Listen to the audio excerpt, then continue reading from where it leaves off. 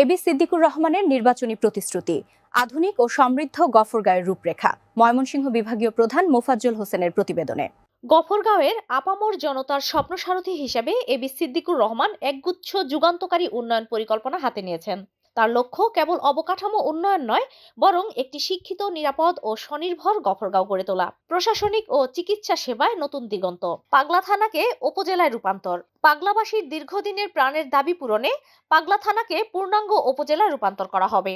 এতে স্থানীয় মানুষের প্রশাসনিক কাজ আরো সহজ ও দ্রুত হবে। আধুনিক হাসপাতাল নির্মাণ। পাগলা থানায় একটি সর্বাধুনিক ও উন্নত প্রযুক্তির হাসপাতাল প্রতিষ্ঠা করা হবে। ফলে এলাকার মানুষকে জরুরি চিকিৎসার জন্য আর দূরে কোথাও ছুটতে হবে না। ক্রীড়া ও সুস্থ বিনোদন স্টেডিয়ামের আধুনিকায়ন। গফরগাঁয়ে বিদ্যমান মিনি স্টেডিয়ামকে একটি আধুনিক স্টেডিয়ামে রূপান্তর করা হবে। খেলাধুলার প্রসারে এবং তরুণ প্রজন্মকে মাদকমুক্ত রাখতে পাগলা থানায় আরো একটি আধুনিক স্টেডিয়াম নির্মাণ করা হবে।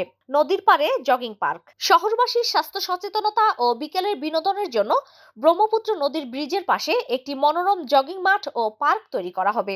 শিল্পায়ন ও 1 লক্ষ মানুষের কর্মসংস্থান, বেকারত্ব দূরীকরণে এবি সিদ্দিকুর রহমানের পরিকল্পনা সবচেয়ে শক্তিশালী। গফরগাঁও ও পাগলা এই দুই থানায় দুটি বিশাল টেক্সটাইল মিল স্থাপন করা হবে। বিশাল কর্মসংস্থান। এই শিল্প উদ্যোগের মাধ্যমে সরাসরি প্রায় 1 লক্ষ মানুষের কর্মসংস্থানের সুযোগ সৃষ্টি হবে, যা স্থানীয় অর্থনীতিতে বৈপ্লবিক পরিবর্তন আনবে। নিরাপদ ও উন্নত যোগাযোগ ব্যবস্থা, সন্ত্রাস ও চাঁদাবাজি মুক্ত সমাজ। গফরগাঁও থেকে চুরি, ডাকাতি, সন্ত্রাস এবং চাঁদাবাজির মতো সামাজিক অভিশাপ চিরতরে নির্মূল করা হবে। সাধারণ মানুষ নির্ভয়ে বাস করতে পারবে। অবকাঠামো সংস্কার। উপজেলার প্রতিটি রাস্তাঘাট, কালভার্ট ও ব্রিজ পরিকল্পিতভাবে সংস্কার ও নতুন করে নির্মাণ করা হবে, যাতে গ্রামীণ ও শহর যোগাযোগ ব্যবস্থা টেকসই হয়। পরিশেষে এবি সিদ্দিকুর রহমান বিশ্বাস করেন নেতৃত্ব মানে সেবা।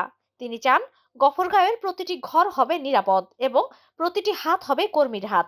গফরগাঁওকে একটি স্মার্ট ও আদর্শ উপজেলায় রূপান্তর করতে তিনি বদ্ধপরিকর।